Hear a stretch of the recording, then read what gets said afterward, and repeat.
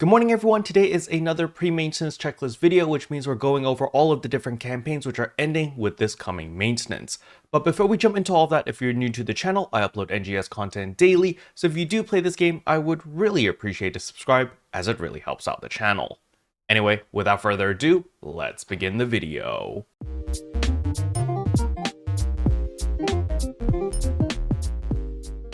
So the only thing that is actually going away this week is going to be the Starlight Fashion AC scratch. So if there is anything that you want to pick up from this scratch, you might want to do it soon, because as usual, once the banner goes away, the prices will eventually go up as supply dries out. However, other than that, everything else is staying for another week. So this includes our extra 100% rare drop rate. So if we look over here to our boost effects and we go to rank 4, we do get this extra, well, it's going to be 150% and not 250%, because at the time of this recording, it's still PSO2 day, and so this is why it's showing 250% instead of 150%.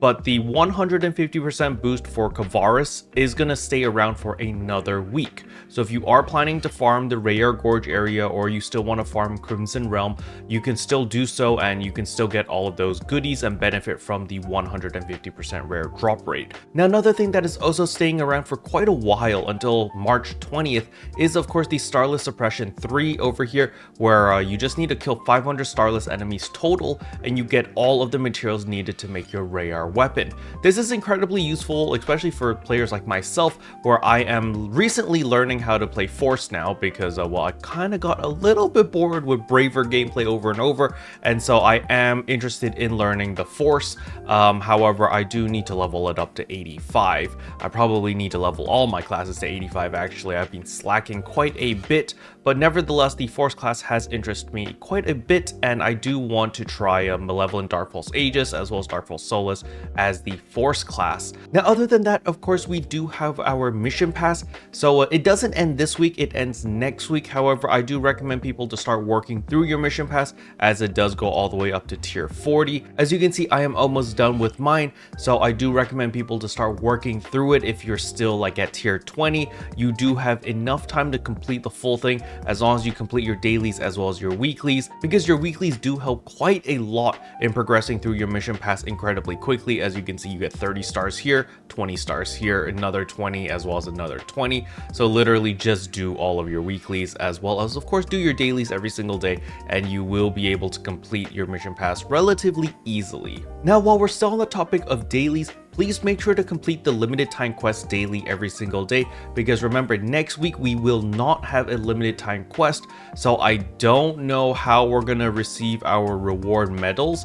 It might be the new game mode through that survival game mode, and we might need to survive on normal mode to like wave 6 in order to get our medals, or we might simply just not be able to farm for our medals and we'd have to wait until the 13th or the week after, as we do get a new limited time quest then. So I do recommend people to just be on the safe side and just complete your dailies every single day, especially this one, in order to get all of your reward box medals, because as you can see over here, you do need 40 to get all of your items over here. Even if you don't like any of these items, you can always throw them onto the market later down the line and they will sell for quite a bit of money, especially the Sounds of Rock. I do believe Sound of Rock is a very good weapon camo and can sell for quite a bit of money. Now, for my friends who are worried about the Nijisanji collaboration, don't worry, you still have another week, so make sure to actually log in to get all the free campaign items. As well, if you do want to scratch to get any of the items over here or buy any of these items through the player market, you might want to do that this week,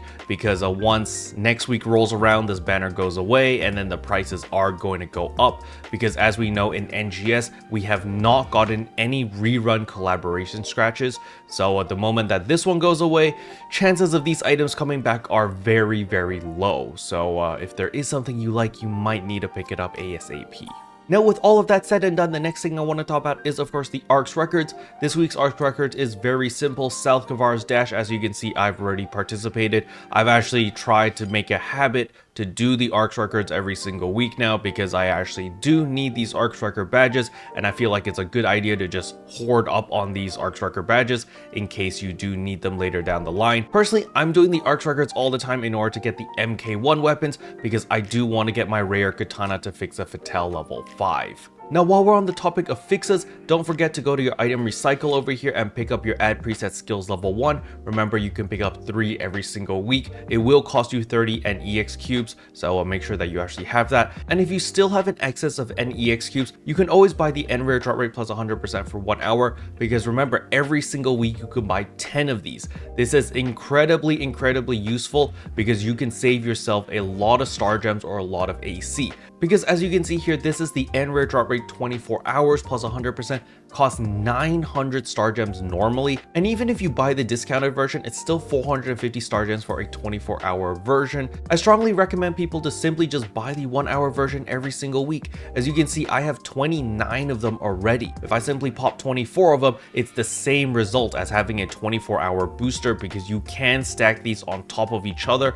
Just keep in mind that the duration will decrease while logged out, but this also applies to the 24-hour version as well. So personally, I like having the 1-hour version more, because if I want to farm for 1 hour, then I just pop 1. If I want to farm for 2 hours, 3 hours, so forth and so on. That way I don't actually waste any time, versus if I buy the 24-hour version, I feel forced to play 24 hours or as much as I can, which is very taxing. So personally, I prefer having the 1-hour versions. So let's say that I want to farm the Gorge today because it's PSO2 day. We have that 250% rare drop rate. I pop 100%, boom, I have 350%. I join a party, a mag buff, a region mag buff, all of these buffs added together, and voila, I have 400% rare drop rate, and I get all the good items left and right, which is very useful. Now, the next thing I want to talk about are, of course, all of the different exchange shops. So the first one is, of course, the Arks Record exchange shop over here. Again, I do recommend people picking up the MK1 weapons using the Fixa transfer system and just trying to slowly upgrade your Fixa until you get your Fixa level 5. That's probably the best investment for your Arks Record badges. However, if for whatever reason you don't care about your Fixas, you can always just pick up star gems over here. That is also a great investment. And there are, of course, all of the different weapon camos, which look really cool. This time we actually have the Obscura weapon, which is a dark element, which looks really nice, as well as the Lumiere ones, which are the light elements. I really like both of these, and they do apply to the Katana camo on both. So if you do play a Braver like myself, you can definitely pick up these weapon camos. They're also color variants. The next thing I want to talk about is, of course, the Aegis Integra exchange, because you can't go without this. You know, make sure to change all of your Neo Astron weapons into Aegis Integras as usual, and buy out all of the Aegis Souls as well as all the Domina so that you can craft all of your health finales. Next up is, of course, the Growthment exchange. I recommend people to start stocking up on all the TA customization discs A's as well as B's. The reason for this is because in about 2 to 3 months time, we will get the extended version of the TA customization. So basically we're going to get another skill added.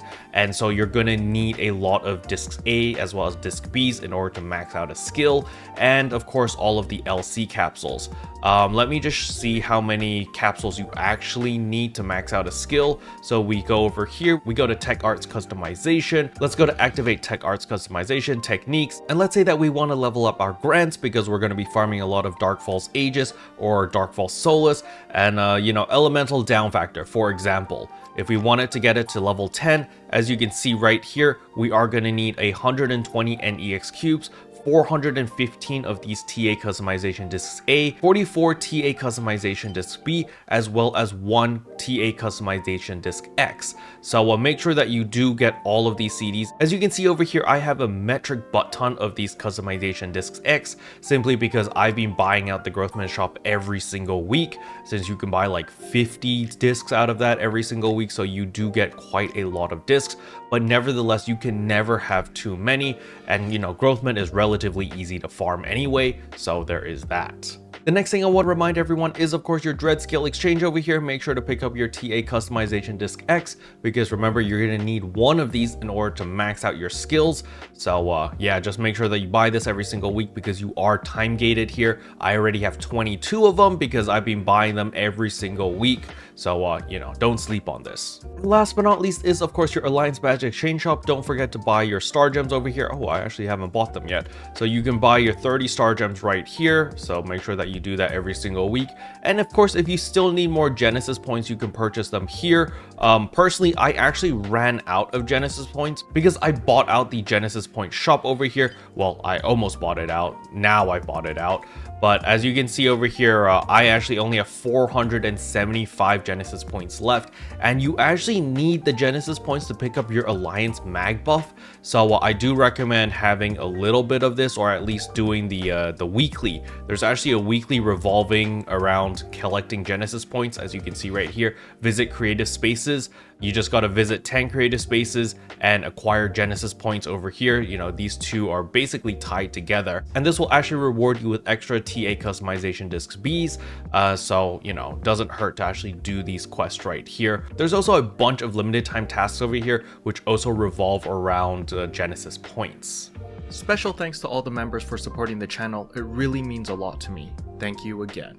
But yeah, that's all I wanted to cover in today's video. Hopefully you guys found it helpful. If you did, I would appreciate a like and a subscribe, and I'll see you guys in tomorrow's video.